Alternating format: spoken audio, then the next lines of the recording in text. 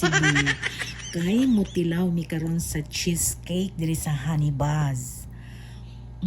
So, among lunch kanina guys is sandwich. So, igo ra gyud nakabusog sa muntian kay dili man kay may gusto anang bugat bitaw kaayo. Now, before mi nakatilaw sa ilahang mga cheesecake, gipatilaw mi ni Chef Jade sa ilahang pistachio brownie cheesecake. Oh, mao na. Ano siya? Pistachio brownie cheesecake na lamigit siya. Na siya'y similarities sa Dubai chocolate. So, crispy, na siya'y chocolate, basta mo na mo na siya. Then, amo sanggi kaistorya si Chef Jade. Kini si Chef Jade, igagaw sa dini atibam sa side, sa pika side nila. Then, kailasad me, kay before, nimbang nibisita po ni siya na ako sa kong cake shop dito sa Pundol sa una. Ug ang ilang gitilawan ako katong matcha cake nako.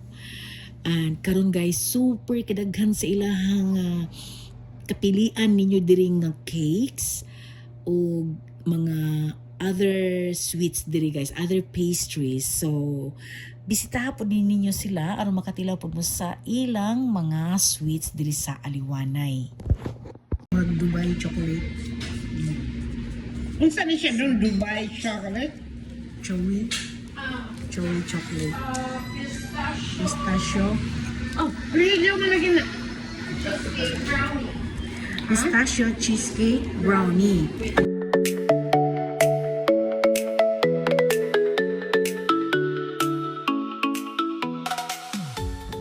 So karon guys, wala na gid mi nagkinupiyahay og order. Ang iyaha blueberry cheesecake, ang ako Biscoff cheesecake. So giparisan po na kog Biscoff coffee, mao man tingali to.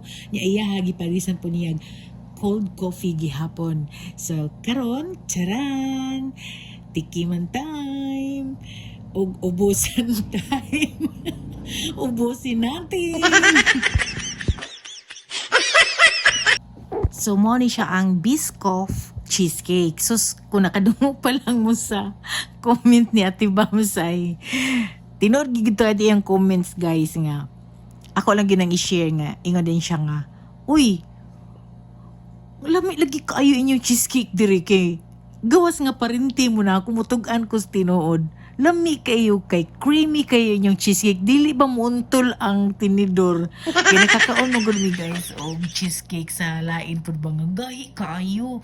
So dire ang temperature sa ilahang cheesecake as in natural kay ba nga onyag scoop bitaw nimo kanang flowy ra gyud siya onya creamy onya basta lami gyud.